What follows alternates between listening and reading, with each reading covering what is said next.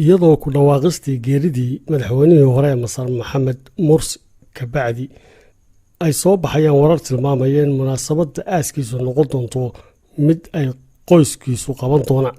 dhanka kale jawaabo fara badan waxay ka soo baxayaan beesha caalamka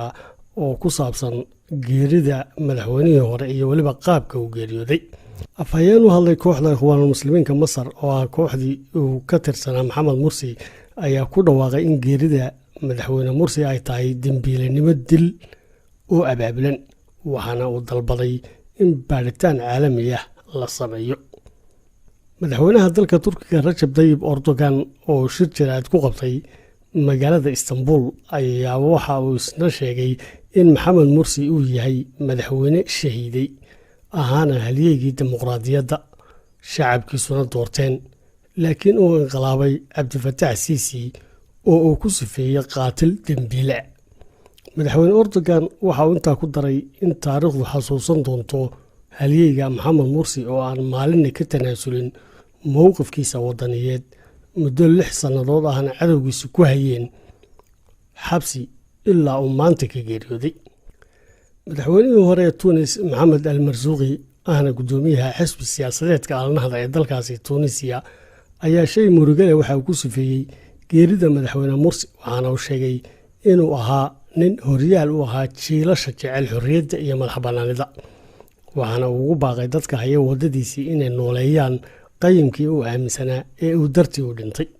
amiirka dowladda Qatar Sheekh Tamiim bin Axmed Al Thani ayaa bartiisa Twitterka waxa uu soo dhigay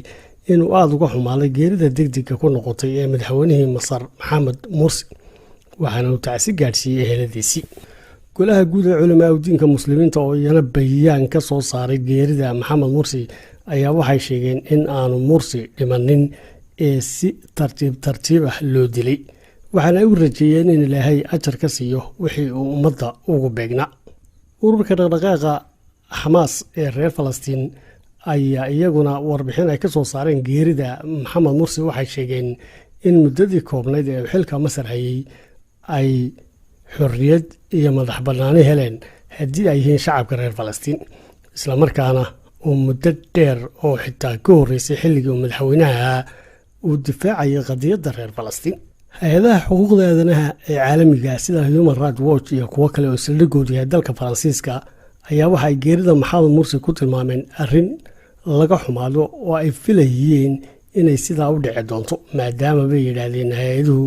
ay xukuumadda Masar ku fashilantay inay u ogolaato Maxamed Mursi adeegyada lama huraanka ah sida daawooyinka oo kale, islamarkaana ay ka mamnuuceen inuu la kulmo ehelkiisa oo uu ku xidhnaa xabsi gooni ah muddo 5 sannadooda.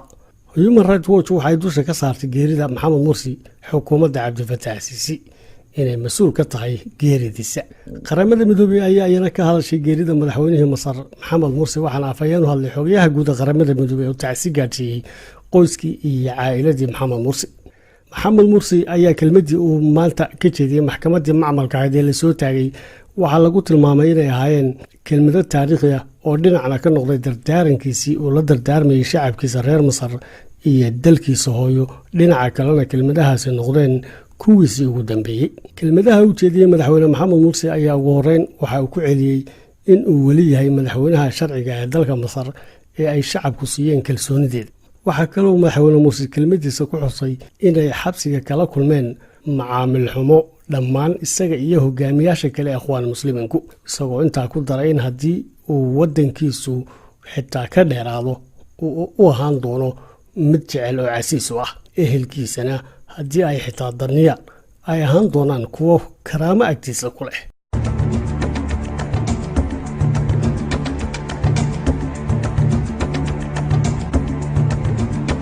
geerida madaxweyne Mursi ka bacdi xukuumadda Siisi waxay dalka Masar gelisay caawa heegankii ugu sarreeyay, iyagoo laga baqayo in rabshado ka dilaacaan geeridiisa iyo weliba qaabka ay u dhacday. wasaaradda arrimaha gudaha ee waddankaasi ayaa ku dhawaaqday xaalad amni oo degdeg ah oo heerka ugu sarreeya ah oo guud ahaan waddanka gudihiisa,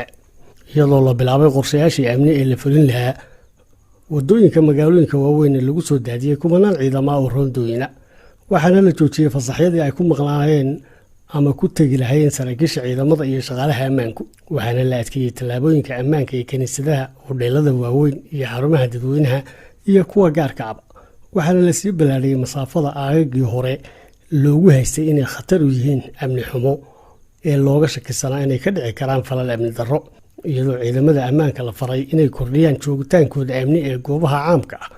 iyo waddooyinka waaweynba